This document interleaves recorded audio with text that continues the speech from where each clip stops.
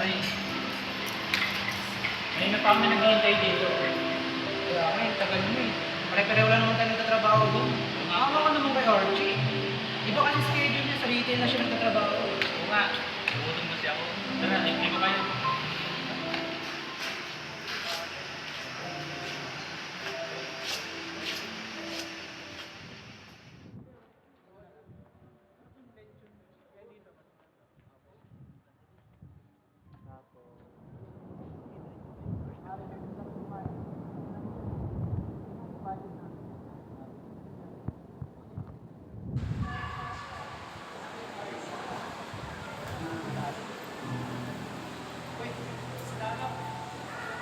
Gusto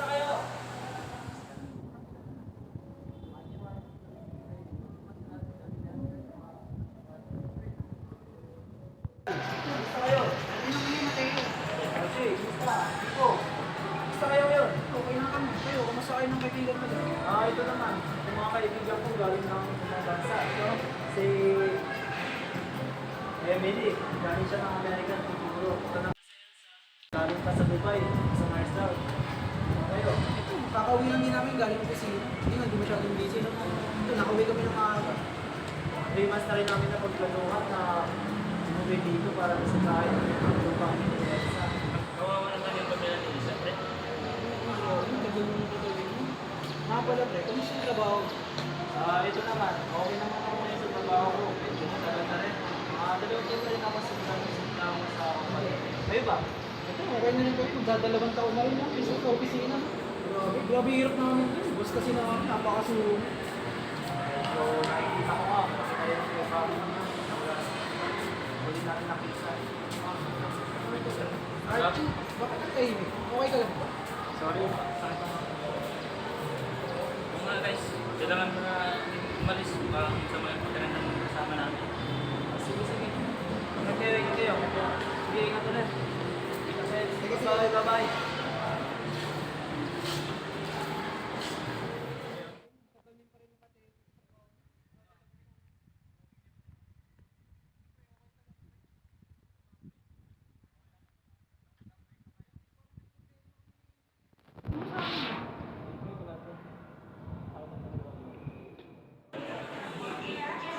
Salamat po yan. Ryan, pre, basta ikaw. Bayan, pre. Kasi ka sa amin, yung kaibigan mo. Magbabata. Hindi ka na tayo. Ay, pwede ba tumuloy? Kasi mainit, tsaka total maaga pa naman. Pwede. Papalamig na. Hindi ako na. Sige, salamat. Meron dati ah. Ikot tayo, pre. Ganda ng sopa nila, pre. Ang lambot pa. Ang ganda din. Grabe, nakakapanibago yung bahay mo, pre. Tagal na namin hindi nakapunta dito. Ganda. Dami din. Tahimik na kasi.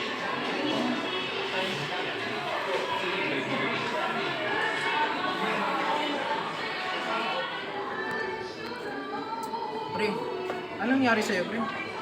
Parang kanina okay ka pa naman, no? Nagbibiro ka pa nga, tapos tumahimik ka bigla, eh, no? Oo, sobrang biglang lumungkot. Tara, usap na lang tayo sa may soba, pre. Siyempre.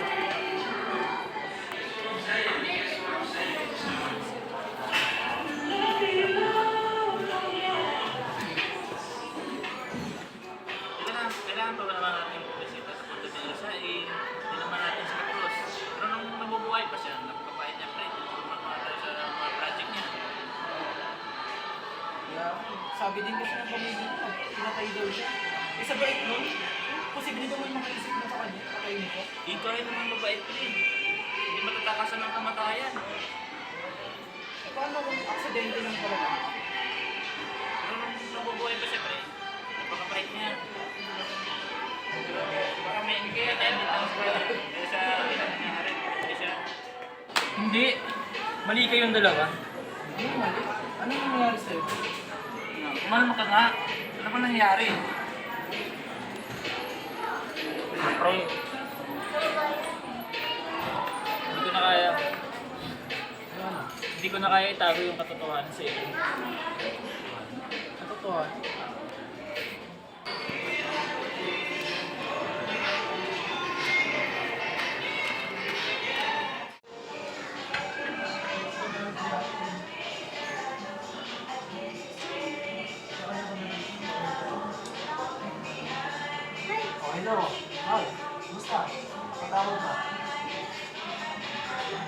ba?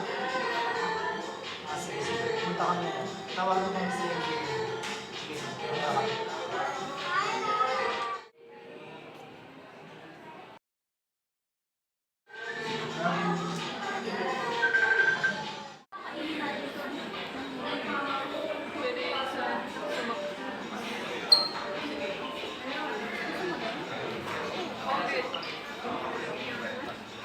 Doon sa event eh.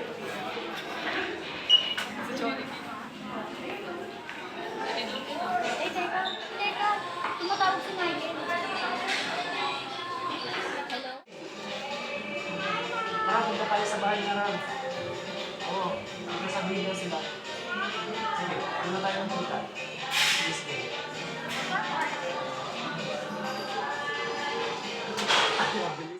Anong meron? Okay, sige. Ano yun? Kailangan daw natin umalis.